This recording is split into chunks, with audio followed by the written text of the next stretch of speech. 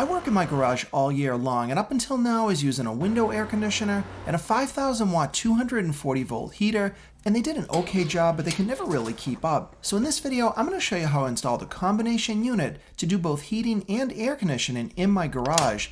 The unit I'll be putting in is a Mrcool split ductless system that's 18,000 BTUs. I made a video early this summer where I put one of these in at my friend's house in his basement, but the difference was it was the two of us doing the job. This time I'm doing the entire thing alone, including the electrical.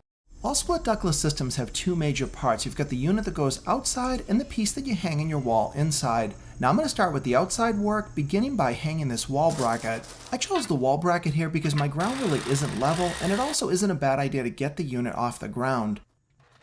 Mounting this bracket onto concrete is really easy. Just drill a hose using a hammer drill, and then use the included bolts to fasten it to the wall. And at the moment those arms are still loose. Now you could go ahead and measure and then screw them to the wall as well, but I decided to go ahead and just set the outside condenser in place. Then make sure the arms were lined up, mark the holes, and then I'm going to drill them as well and secure them to the wall. The bracket also makes sure that you have about 6 inches of clearance behind the unit, which is what Mrcool recommends. Now I'm ready to mount the inside unit. Now you need to be about 25 feet away or less. Now in my case the condenser is just on the outside wall, so that won't be a problem. Now Mrcool makes this install really easy with this template, but somehow stupidly I threw this template away when I unboxed it because I was trying to get rid of the cardboard on trash day. Fortunately, the template was the only thing I threw out because the bracket itself is already on the back. You just need to unclip it, and now you can put it on the wall. Now I knew where I wanted to put it, and fortunately this bracket has a ton of different holes, so you can easily line it up with your studs. And once I got it in position, I put one screw in, then I leveled it out, and then put a few additional screws in to make sure everything was tight. Now the screws I'm using are actually called cabinet screws, and they work out really well because they've got that big fat head. Now I needed to drill the hole that all the hoses and wires will go through. This is the one I was missing from the template, but fortunately the tech support people gave me the measurement, and the kit also includes this hole saw. Another tip to keep the mess down is to hold your vacuum cleaner underneath the hole saw while you're drilling. With the inside part of the hole done, I've got to do the other side, but you can't really get the tool through that hole to break through. To eliminate that, I'm using the piece I cut out as a guide, along with a long drill bit to make a pilot hole. Now I can use the hole saw to drill that hole from the outside, and it'll be a much cleaner job.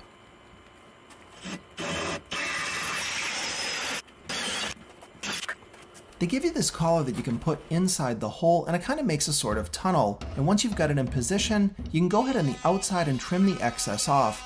You can use a utility knife, but it was a lot easier using this oscillating saw. And when you're done, you'll want to put some silicone around the collar so that you can fasten this outside trim plate. Now I'm ready to mount the inside unit. You've got to start by bending these leader pipes straight off the back because those are going to go into that hole that you just drilled. This unit is fairly heavy and it's definitely awkward trying to get those hoses in position, and since I'm working by myself, using this box made it a lot easier. You want to make sure that nothing kinks and get everything fed cleanly through the hole, and now you can go ahead and hang the top of the unit on the wall and the bottom will just snap into position. You'll definitely know when you get it right, and just make sure the unit is secure. Outside we can see all the lines and wires coming out of that hole. We've got the power line along with the cooling lines, and this is your drain line that's for the condensate. It's really important that you keep that on the bottom of the stack so that the water can drain out freely. The reason this thing is so popular with DIYers is that you can do the entire job yourself because the system is already pre-filled with Freon. Not just the main system, but these lines themselves have Freon in them. Those little caps you saw at the end are covering a valve, and those valves hold the Freon in these pipes until they're connected up. And you don't need to use any type of a vacuum pump to get the system going. Connecting the refrigerant lines is easy. They just thread together, and they even give you these 2 wrenches in the kit to tighten them down securely. Now we've just got to connect the other end of the refrigerant lines into the Mrcool condenser, but you've also got to think about the coil of hose because you've got to put that someplace, and if you read the directions, you're not supposed to put that extra hose vertically. It can actually cause problems with oil getting trapped, so they recommend keeping it horizontal.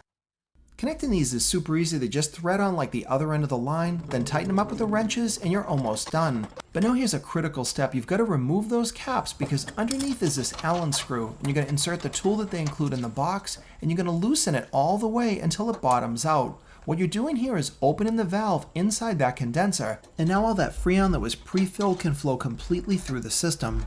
And make sure you leave those valves open, but you want to replace the caps and screw them down tightly. Now you'll want to do a leak test. That just involves spraying some soapy water on the connection to make sure you don't have any bubbles hissing or hear any type of noise. I just need to finish up these pipes. They include this anti-noise tape in the box that you just wrap around the connections, and I also connected the extension onto that condensate line for the water drain. For the electrical work, you're going to need to remove this outside cover, and underneath you're going to find two different connections. One of the wires, which is the black one, will connect to the inside unit that you hung on the wall. The other is going to be connected using something called a pigtail or a whip, and that's going to get connected into your outside electrical box. Now, if you're concerned about doing any of this part, you can certainly have an electrician do it for you. Now, when I was done, I actually crimped terminals on those wires to help make the connections a little bit more secure. The directions require a 20 amp circuit breaker to run the air conditioner, so for this I'm using a 240 volt breaker. With the inside connection done, now we can move outside, and this box is called an AC disconnect. These are required by code so that you have a way to shut your air conditioner off. Now this one has a circuit breaker inside, and you connect the wiring from the air conditioner into the breaker here, and then the hot wires are coming from the circuit inside the house. Now I'm ready to turn the inside breaker on and see if the unit is working. So grab the remote control, hit the power button, and everything fired up. Wow, that is putting out cool air. With the unit up and running successfully, I was ready to begin the finishing work. And you might be wondering, what's all that damage on my walls? I cut those sections out to make running the wire a little bit easier. Over the years, I tried to fish wire through tiny little holes, and it caused nothing but frustration. So just cut a small section of the wall out using an oscillating saw, and that gives you a really clean cut. And then I fixed the hole simply by putting that scrap of wood in place, screwing the top and bottom, and then I can just screw the original piece right back into the wall. Put on your spackling, and in just a couple of minutes you won't even be able to see the repairs. Now I'm going to be repainting this entire garage, so I'm not too worried about the finish, but you can see that it's almost impossible to even see where I made the patch.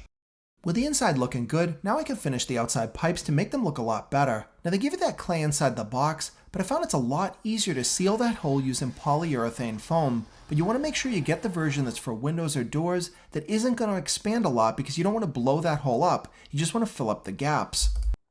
You also want to bind all your wires and cables together. You don't want to make any kinks, but here I'm using these nylon ties to put that extra electrical cord around the pipes so that I can then put everything inside a channel.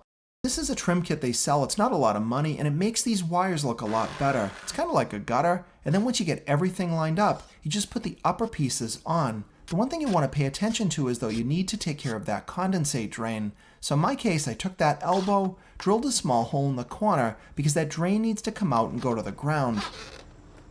I also decided to put some of that polyurethane inside the joints themselves because we have a huge problem with mice here, and I don't want them getting inside those pipes and chewing anything up.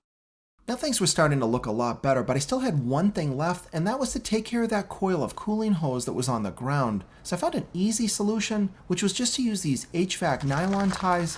This got those pipes off the ground and still kept them horizontal, which is what the directions say you should do. And at this point, the install was looking good and everything is complete. All I had to do was actually use the unit. You might just like using the remote control, and that works out really well because it's also a thermostat. But the other nice thing about this system is you can run it completely with an app, and the app allows you to program a schedule. You can kind of do some diagnostics and change other settings. Air conditioning performance is absolutely awesome. We've already had a couple cold nights, so I also got to try out the heating, and that seemed to work equally well.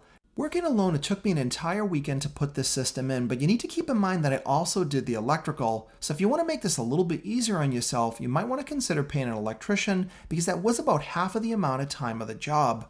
This might not be a basic install, but it's definitely something many DIYers can do, and it's certainly worth it. The system here cost under $2,000, and if you paid a pro to put it in, you'd be paying well over $5 grand. But either way, I hope you found this video helpful. If you did, please give it a thumbs up and subscribe to my channel if you're not already for more videos coming up.